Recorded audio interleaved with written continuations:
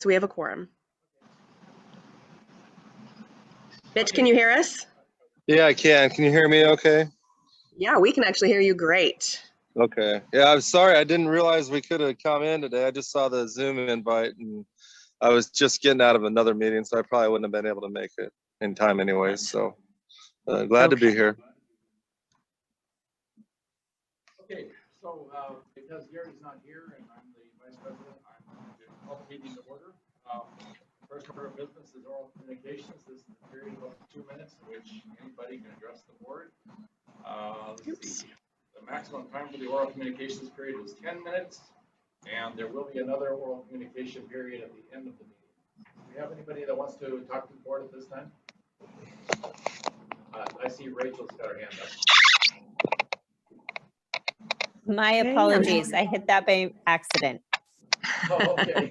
You don't want to talk to us? Is that it? I'm happy to say hello. That was an accident. Not during this time.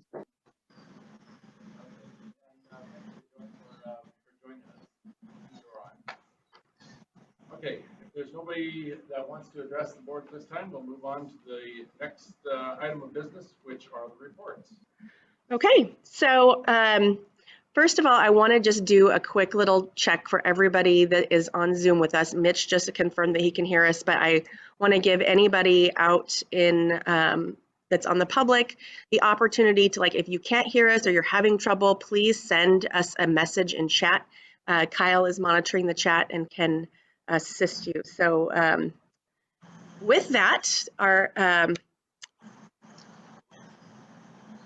they can send it to the chat and Kyle will see it automatically on his computer. So in Zoom, send a chat if you're having any issues or if you have questions or if there's anything that you need, raise your hand or send a message and Kyle will be monitoring the chat. So thank you everybody this is our first hybrid meeting and it's way harder than I thought it was going to be.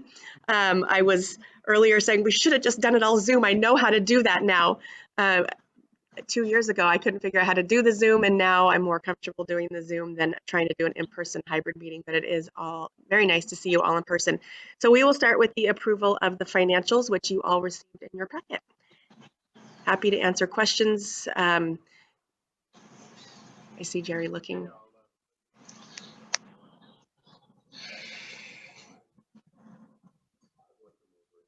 Just one question is, miscellaneous personal services, maybe 215,000 in the budget.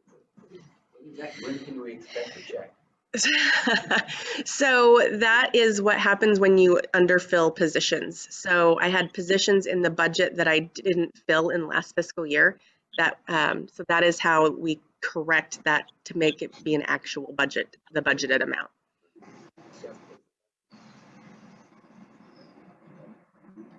Yeah, and that's because we did not fill a lot of these positions in this last fiscal year that just ended. So that's what those reports are for. So that is how, when I was not filling all those positions and holding them vacant during COVID and last year just to hold costs down, that is how we reflect for that.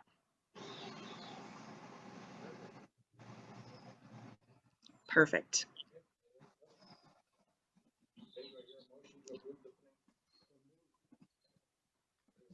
Motion and a second to approve April and May of 2022. Are we doing all of them? They're all on one report. Okay. And the financial reports for fiscal year 21. Discussion? All those in favor say aye. Aye. Opposed? Okay. And I'm just going to assume that if I don't hear any objection from those who are on Zoom, then it's an aye vote. Yeah, that's Mitch and Ajoy. Okay.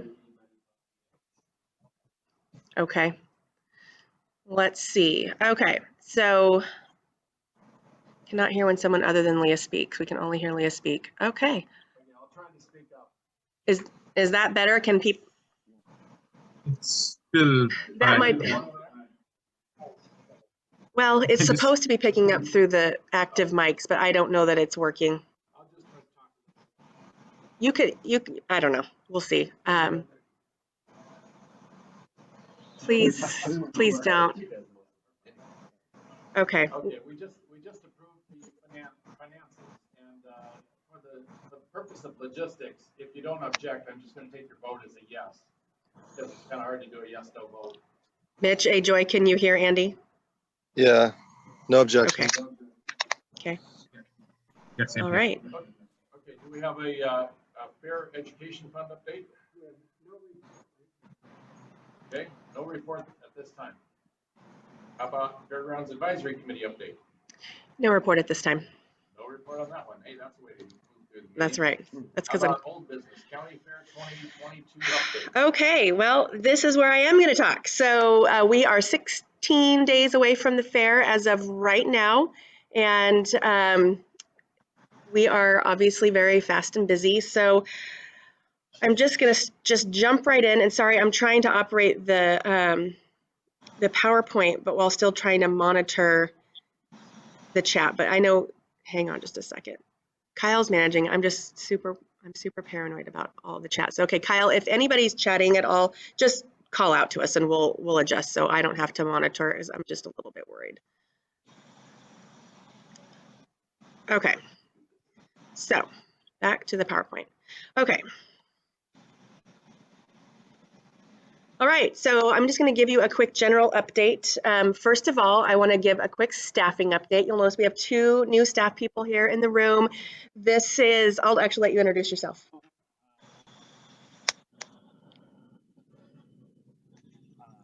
This is day 2.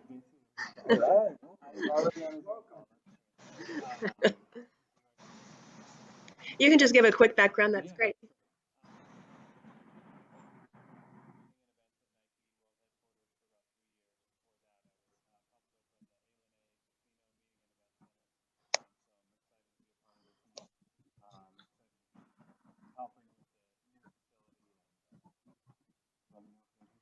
So Nate is, like you said, he's our event and fair supervisor. He is really kind of like the boots on the ground operations side of our events. So Albert and his maintenance team have been operating the events because I was just getting ready to hire for this position when the pandemic hit, and then we didn't hire any positions. So for the last 2.5 years, Albert and the maintenance team have been operating the events here instead of doing the maintenance. I mean, you can't really just do both when you had such a small team.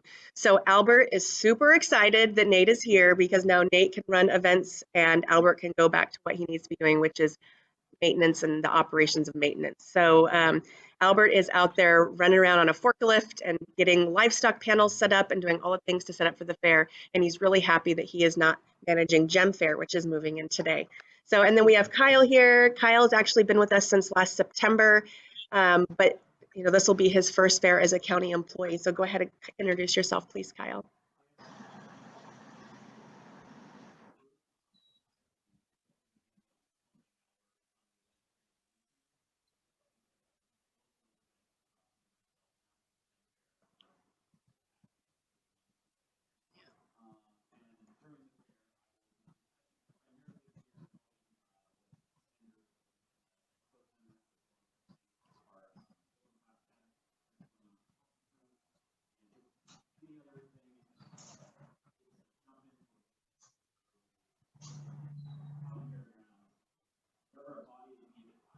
Yep. Yep. They're working on the event team together. So they'll be those operations guys that when things need to happen, they'll be able to jump in and do that. And then we do have one other new employee who is not with us yet today, but Bob O'Loughlin. He was a vendor coordinator for us last year part-time, and he actually starts the 9th of this week. So he is now going to be a full-time employee with us as well. So we're finally getting staffed up to what we thought we were going to do right before the 2020 fair when we got shut down. So it's a great day for our staff that we actually are getting some bandwidth. Bad timing. I said it's like good and bad that you start during the fair, so you get like thrown in like into the fire with the fair, so you learn the fair, but it's also kind of a chaotic time. So yeah, that's exactly right. So just really quickly on entertainment, we've got our High Dive show, our Brad's Reptiles is back, we've got our Cool Dogs show, we've got Family Fun stage, we've got all the typical entertainment.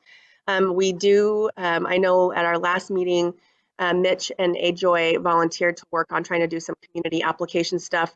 But in the meantime, I found somebody to help us do that. So we've got community applications up on our website. We are getting some of those in, so we were able to kind of pull that together at the last minute. So I don't think we're going to have a huge showing of community entertainment this year, but we're going to get some, and that's a a great thing that we talked about at our last meeting. And then the person that is coordinating that, her name is Peyton Ryan, and she's going to coordinate it from now on into the future for us. So next year we can hope to see a full community stage where we have community offerings from a variety of different diverse organizations throughout the county being featured all 10 days. But this year we're just trying to make a little bit happen. Like I said at our last meeting, it was pretty late in the game that that idea came back to bring that back, but we're working on it. So we'll have a little bit. So it's a good first step. Commercial vendors is sold out in the Wingspan and outside, and Bob did a great job again coordinating our commercial vendors. So they're going to be nice and cool in the Wingspan. It's freezing in here. Don Hillman is back running our concession stands again, which Don helped us out last year. Whoa, I don't know what that was. So Don coordinated concessions for us last year at the last minute, did a great job. So he's back for us this year. Nate and Bob are going to kind of learn from Don to hopefully take that over for Don. As much as we love having Don around, I don't love paying him. So now that we've got some staff on site to do that, they'll be learning and taking that over from Don in the future. Yes, I already did. Yeah. He understands. Carnival is in the expanded footprint just like last year, and they're bringing a few more rides again this year.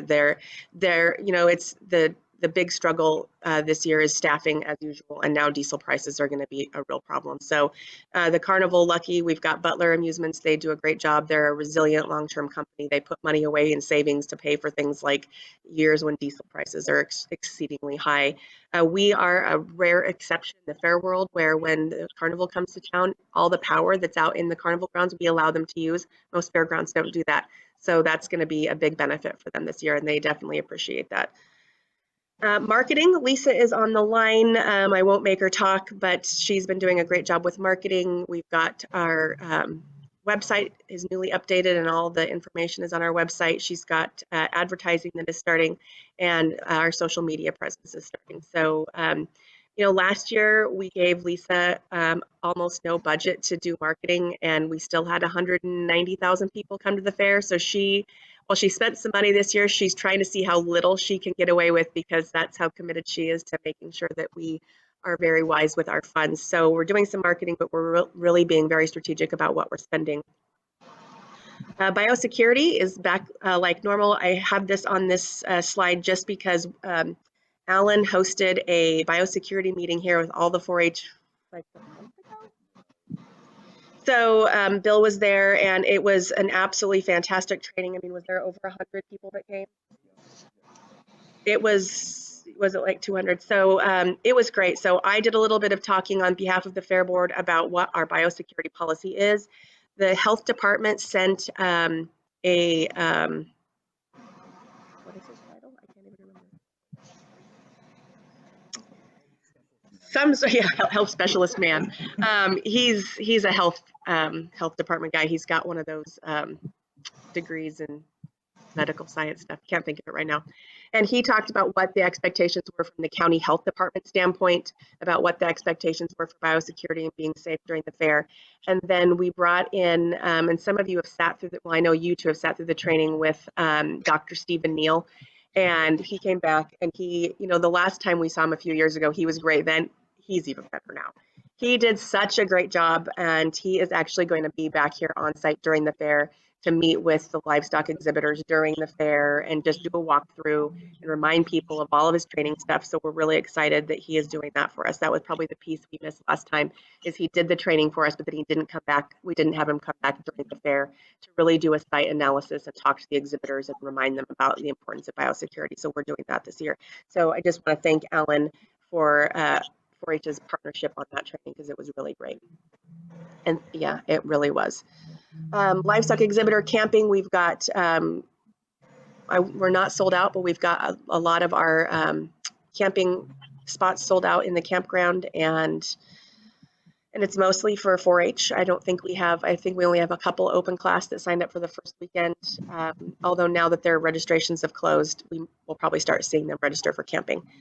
Youth breakfast, I assume you all got my message about the youth breakfast. None of you responded. So we're going to be hosting it in the Cloverleaf building. Thank you, Alan and 4-H, for allowing us to do that. You know, in the old office when we were right there in the center of the fairgrounds, doing the breakfast out of our old office worked great. It's not, we're just not able to do it from over here. So Alan suggested that we operated out of the Cloverleaf. So we're going to have a tent out front of the Cloverleaf with picnic tables and your grill and your tables. And that's where you guys will cook and serve the food during the fair.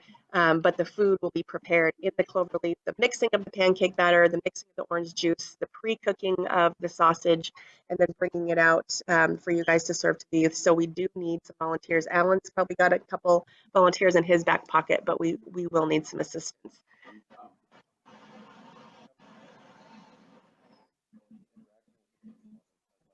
Right, we don't want you in the kitchen mixing batter.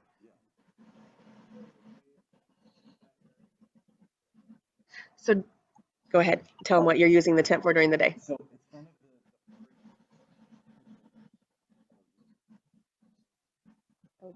oh, yeah. She said no. Oh, okay. So we're going to be having that as the 4-H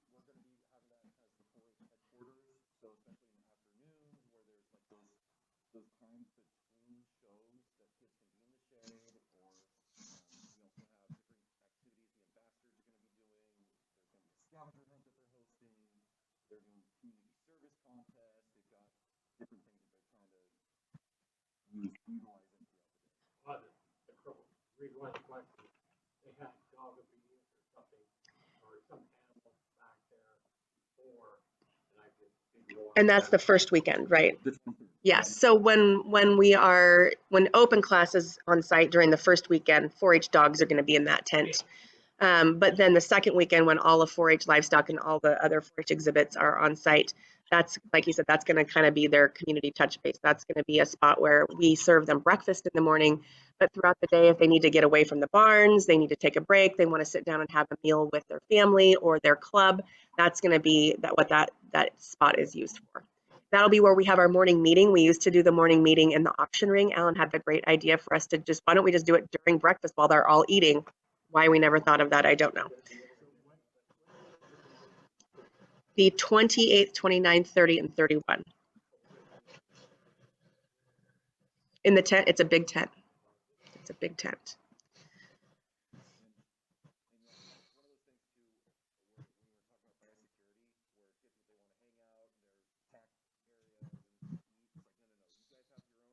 Let's go hang out. Let's go hang out. Let's go hang out.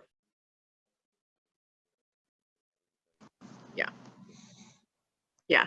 So breakfast, we will serve breakfast from 7 to 9. So we'll want you guys to probably get there about 6:30. I know Bob will get there at 6 because he likes to light the grill at the Cloverleaf building. Yeah. Yes. Yes. 28 through the 31st, the last 4 days. We'll start serving at 7 to 9. I haven't heard from him. Yes. Okay. Jeez, what can we do? Okay. You know what? Let's just move my computer to the middle. Let's just do some. Okay. Sorry, I'm just gonna sit right in the middle of the room. Alan, maybe. Okay, Bill, Bob, why don't you scoot down and Alan can scoot down.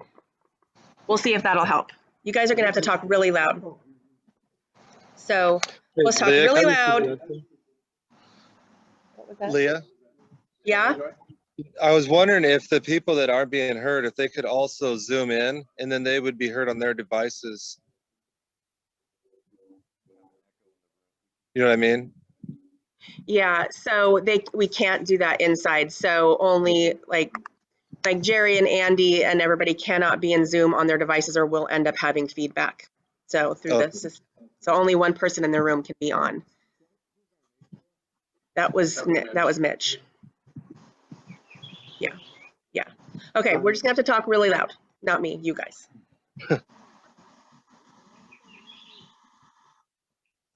Hopefully that's better.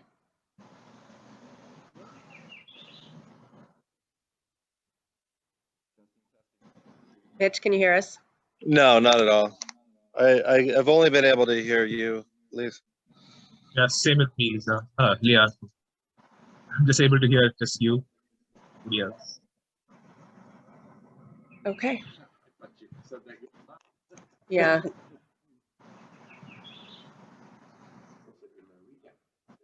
Okay, well, we're having problems. I'm not sure what the problem is. I know you guys can hear me, so the Fair Board is trying to talk loud. We apologize for these issues. You know, this is, yeah, I don't really know why it's doing this. So, okay, perfect. We're just talking about the breakfast now. Okay.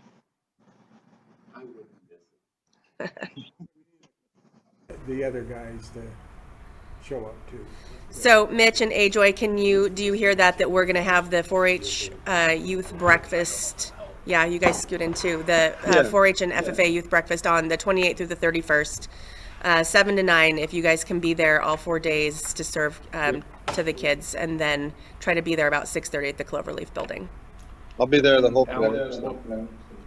Alan, I don't know how many people you need, but on Farm Bureau, we had this discussion, and they were suggesting that they help as volunteers as well. So I didn't know what the schedule was. I didn't know what the dates were going to be, so I didn't offer. Okay, But we could always contact them if you'd like, that'd be awesome. and just go through Nick. Yeah. Okay. I definitely want to make sure that it's you guys that are serving, so I have no problem with the Farm Bureau helping, but that means they're going to be in the kitchen cooking and mixing and things like that, so I just want to manage those expectations. That's fine. Right, Yeah, and I think I'm going to see Nick tonight because we have a superintendent walkthrough. okay. So, and then last but not least, the youth livestock is the last Saturday of the fair, so that's the 30th. So if you're available, you know, to be there and, you know, watch the kids with their sale, that would be great. So I will get you guys your normal packet of information. It's just not ready. I will give you your list of all the places I want you to be, all the things I want you to do, your credentials, your parking pass. The parking passes haven't arrived yet. So once all that comes, I'll let you guys know, and you guys can swing by the office and pick them up. Does the Fair Board want to buy an auction animal this year? I mean, I don't know. to give it to a nonprofit or something? You know, I'm just trying to get us involved with the Yeah. auction in some way. I don't know. We haven't done that in the past. Is there funds that we couldn't possibly use to do that? Well, we certainly didn't put anything in the budget. Yeah. So if we want to do that, we might want to consider that for next year because we didn't put anything in the budget. Okay. I'm not opposed to it if you guys want to do that, but we need to plan for I it. would rather outside organizations purchase them. I know. We organize it. I'd rather, you know, to avoid any appearance of conflict or anything like that. Yeah. Well, I am partners in the steer this Oh, year, I'm aware. So, I am. I have pictures. You got, yeah. I have to give Nick a budget yet because through my business, I'm going to be auctioning or Oh. buying one. Good. Right Good, on. good. Excellent. Okay, so if you don't have any more questions about just general fair stuff, we're going to move right along into our livestock entries. So open class, we've had great entries from open class. We've got 188 sheep that are coming, 173 dairy goats.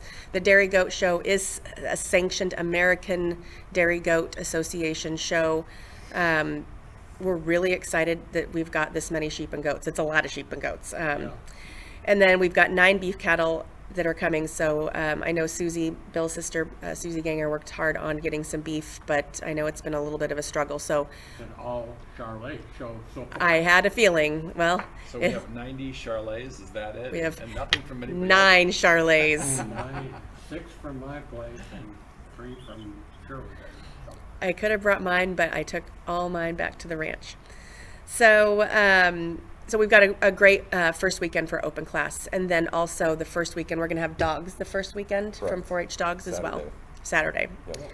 So, but then going back to our livestock entry, so second weekend, the last 5 days of the fair is 4-H and FFA. And you can see on here, we've got, you know, the numbers, you know, are certainly down from, you know, from an FFA standpoint, you know, 2 beef, 5 sheep, 1 dairy goat, 10 swine. I mean, there's not a ton. There's, you know, quite a number of rabbits.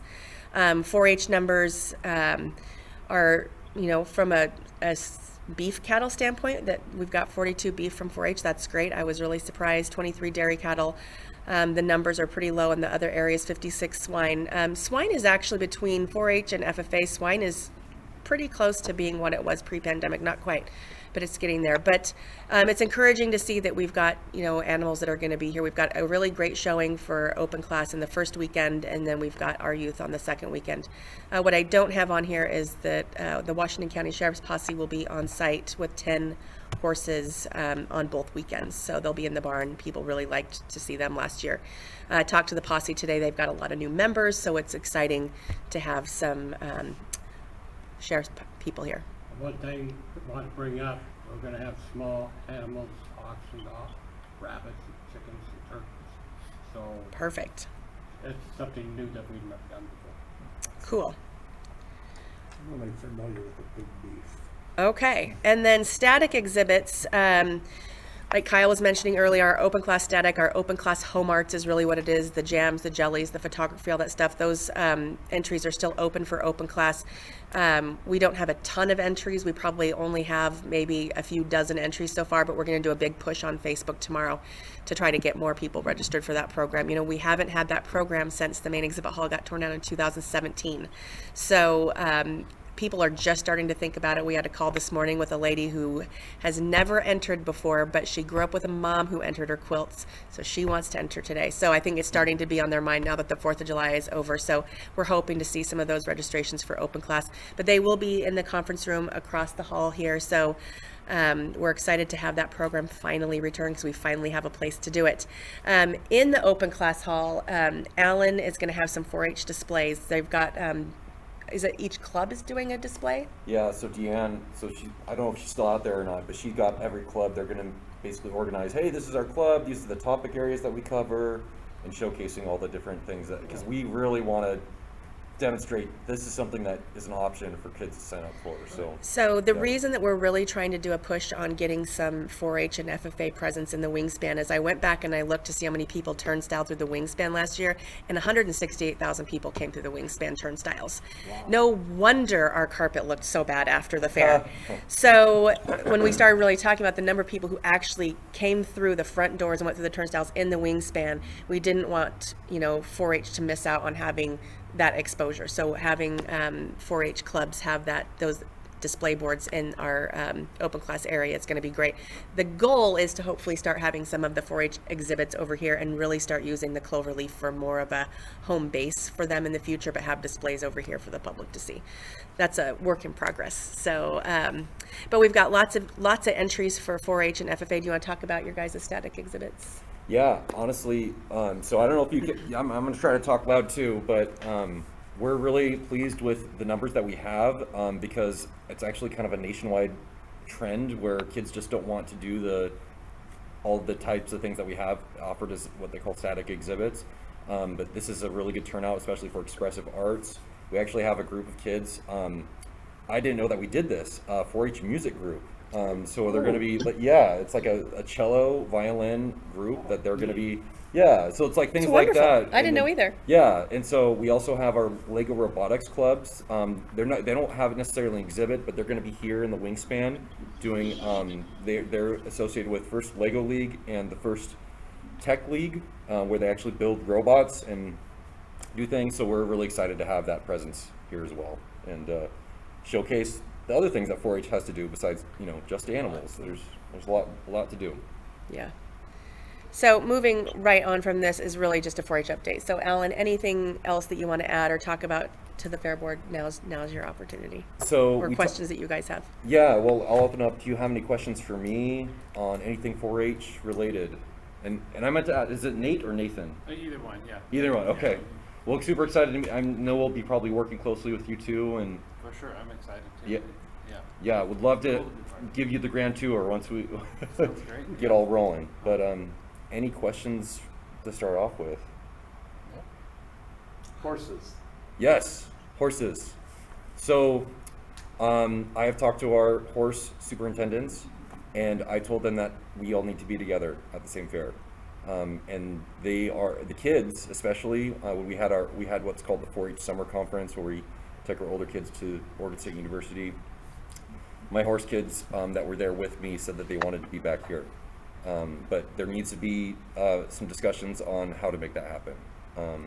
I want to, it's not going to be solved today, but I want to start that conversation post-fair, how we can make that happen, what needs to happen, because I know that there's perceptions of what is needed, what's wanted, and want to make sure we clarify what needs to happen to make. So we can start today and then be ready for next. There we go. You can't Yeah. get, pushed off, Right. and then it's too short to get it fixed. Right. Yeah. So, Well, as a reminder, we were working on this a year ago. We Yeah. brought in a consultant in November. We've built the arena. We've purchased the panels. The consultants have all said that the footing is fine. 3 consultants and the posse. So in working with the posse today, they're going to actually come in because we're so incredibly short-staffed, and the posse wants to use the arena a lot more. They said they'd like to be here 3 or 4 times a week because they don't have a place to practice, but we don't have the staff to work up the arena. So we're working on an arrangement for them to work up the arena because I mean they're all county employees, so I'm like they can use our tractor and our equipment. Which is great because we just don't have the staff to do it. We used to have Mike and and Albert Jr. Senior, all the guys that knew how to actually work up the old rodeo arena that we had. They're all retired. So I love our new employees, but they don't have that kind of experience. Colton's gone. I mean, Colton worked up the arena for a decade. So so the posse's going to come in and start because they really want to be able to use it, but they think that the footing is fine. So we can talk about, I mean, we would obviously love to have horses back here. I took a phone call from a horse participant today who says that, the kids want to be here, but it's the adults that don't want them back. So we'll have to figure that out. But, we did a lot of things to make sure that we had the arena, the size, the footing, the consultants, all, the panels, all the things that we needed to do. And we've got it done. And so we're ready for horses to come back. And, yeah. but that's something that we can't. So we're gonna find common ground with everybody. Yeah, because 4-H horse is a part of 4-H. Yeah. And the kids need to have the opportunity to demonstrate their work on their home turf. Yep. And so just would love to see how to make that happen. I know that space, like barn space for the animals, is going to be a continual issue. Yeah. I know that's going to be a fact. So, maybe there's some things with scheduling, like just to start brainstorming on how can this work if we front loaded it with a 10-day fair, could we front load horse at the beginning and then do everything else in the end, or flip flop it where everyone starts first and then horse wraps up. I mean, there's going to be a lot of logistical things to figure out, but just to be an open mind of how can this work. Yeah, that's my biggest concern is scheduling, is Yeah. getting, because we only have so much barn space. So the barn space is the barn space that we have. So we talked about some creative scheduling like that, but we also have open class that we have to consider. We haven't done an open class livestock show like this. This year 4-H horses decided not to be here, so we decided to do an open class show, and we see how successful the open class show is. So we've got to decide, do we want to keep doing open class, or do we want to abandon it and just do horses, or can we figure out how to rotate people through, which is a staffing issue for turning barns over. So there's a lot of work. I think scheduling is going to be our biggest challenge in the future. Is there a time that we could set? I mean, I would love to do this more. Is there a time that I can, put something together and work with y'all? So we're going to have a retreat this fall. So that's something that we need to talk about, getting our retreat scheduled. Normally that's just the board and the staff, but I see no problem with having Alan and Deanne join us to, you guys can figure out what, your horse people want from your end. You can bring it to the retreat, and we can talk about some things if that works for you guys. So we're going all Wayne Land? It's going to be right here in this very meeting room. Right. That sounds great. The other thing, just to put it out there, the horse fair that they are holding at Yamhill County Fairgrounds starts today, and it goes till I believe Saturday or Sunday. And they said that anyone's welcome. All of you are welcome to attend. They have a costume contest that they're looking for judges for. And if any of you are interested or willing, you're welcome to attend that. But I'm going to be there myself, and just making that connection with them.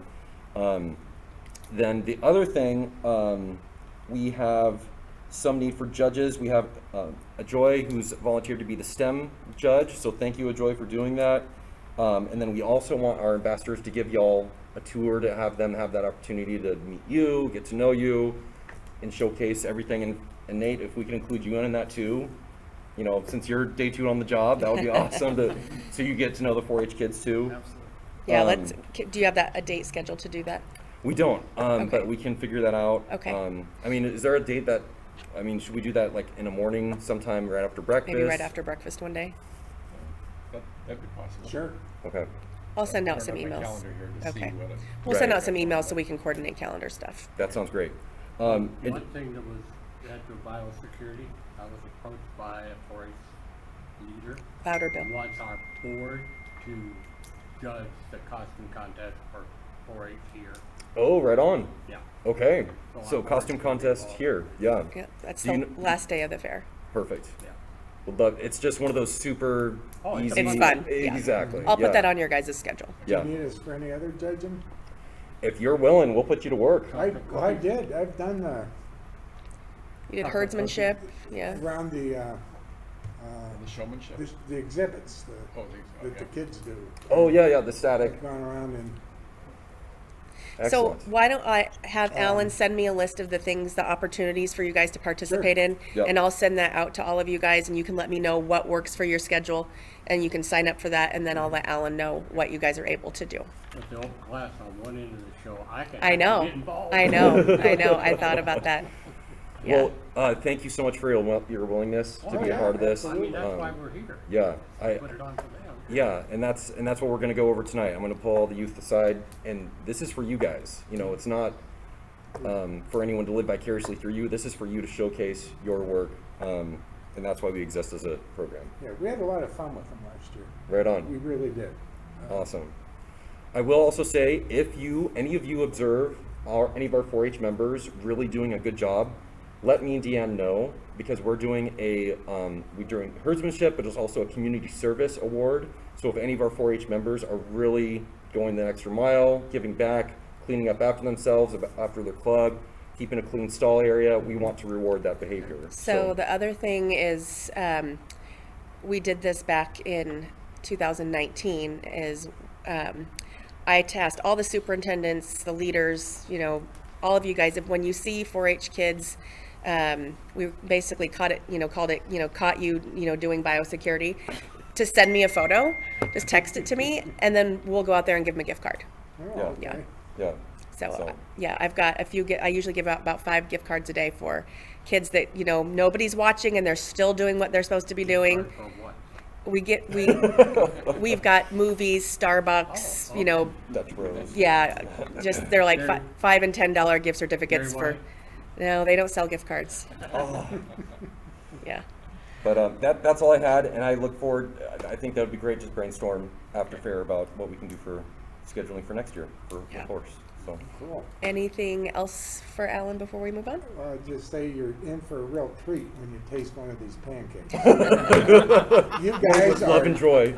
you're gonna be so lucky you took these jobs when you taste the pancakes. Well, I'm glad that Alan is here. Me too. Yeah. Me too. Glad to be Welcome, here. we're glad you're here. Thank you. Glad to be here. Okay, well then we are going to move on to our county administrative update. We have Rachel Fuller who is on with us today. Rachel, are you there? I am here, and I don't have anything to say, Leah. I don't have anything Okay. to share. All right, well, thank you for joining us. Rachel, again, just as a reminder, is our assistant county administrator, and she is assigned to the fair and the fairgrounds / West Side Commons. She is on vacation, so having her peek in on us today was very appreciated. So thank you, Rachel. Yeah, thanks a lot for joining us. From Hawaii. They think you're in Hawaii, Rachel. Okay. I wish I was somewhere as exciting as Hawaii, but I am not. Okay, what do we have next? So just anything, I mean, I don't have anything else for the good of the order. If anybody else does, now is the time. Okay, well then we'll move on to oral communication too. Okay, Yeah, this I is the second. Oh, Yep, go ahead, Go ahead. Mitch. Leah, I just want to thank you for following up on that community kind of stage. It's been a crazy month, and I wasn't I able know. to reach out to Adjoy, but I did talk to a couple people that have bands, and so maybe I'll talk to you after the meeting and see if it's not too late for them to join the Yeah, family. that's great. The application's on our website. Okay. All right. Well, Yeah, thanks for that's- following up on that. I kind of Yeah, yeah, no problem. I get it. I mean, I couldn't do it. I just, that's why we found somebody that had the time and the ability to do it. that was Okay, it. Thanks. Yeah, thanks, Mitch. This is the second opportunity for oral communication. Is there any members of the public who wish to address the board at this time? Any, Do we have anybody on? Yeah, we have 6. just raise your hand if you are interested in speaking. Okay, Okay, going, I don't see anybody. going once, going twice. Okay, we'll move on. Okay, and that's it. I guess, yeah, there's a motion to adjourn. Second. And there's a second. All those in favor say aye. Aye. Don't vote on it. So We're our enjoying- next some- meeting is- Some meetings do. That's true. So our next meeting is September 7th. But I would like to go ahead and try to schedule our retreat now while I've got you all here, if possible. We have usually typically done it like late September, early October. I am totally open to whatever works best for you guys. At this time, I'm pretty open during that period. Okay. Jerry? Well, that kind of, it depends. What day of the week are we talking about? We What's can the do it timeline? we can do it any day of the week. We can do it during the day. Is it half a day, all day? What is it? So we've typically done where we start at like 9 in the morning and we go till maybe 2 in the afternoon and we bring in lunch. You know, Okay. I'm going to end the meeting. Thank you, everybody, for meeting. We're really sorry that the technical difficulties were not great. We will continue to work on it, but thank you for your patience, and we will see you all at the fair. Thank you. Thanks. Thanks. Oh, in September, October? As long as it's before November. I got Cavs Did you say before what? and November. Before November? And sorry, another FYI, we're having an open house here October 1st. Yeah. So y'all are welcome to come. We'll get more info out on that. But Yeah, that's we'll gonna send be a that. major, yeah. Yeah, please try to How be we here for got, that. We'll send out messages. So, do you? Fridays tend to be the best days for me. Oh, Fridays actually usually work pretty good for me too. We've got deer season right there at the end of September. I know, I was just thinking deer season at the end of September. Well, the first week in October. I also don't want to wait too far because horse, is going to want to make their decisions on what they're doing. Last year, we tried to get them to wait till November, but they couldn't wait till November. So, 23rd? Is that too early? I have no problem with the 23rd Of September. of September. Should work. When are you going to go east for hunting again, Mitch? Yeah, but the 23rd is preseason, so Okay. So does the 23rd work for you, Alan? It works for me, and I'm pretty sure it will work for Deanna if I can Okay. speak for her. I don't know if she's still on. She is still on. So let's just say Friday, September 23rd, we'll start at 9 and we'll end at 2. Okay, perfect. Then Send out a That's reminder. if Megan's still. Megan is not on anymore. Okay. I'll send out a message. Send out a I mean, we can always reschedule. All right. Thanks, Mitch. Bye-bye. yep. All right, yeah. So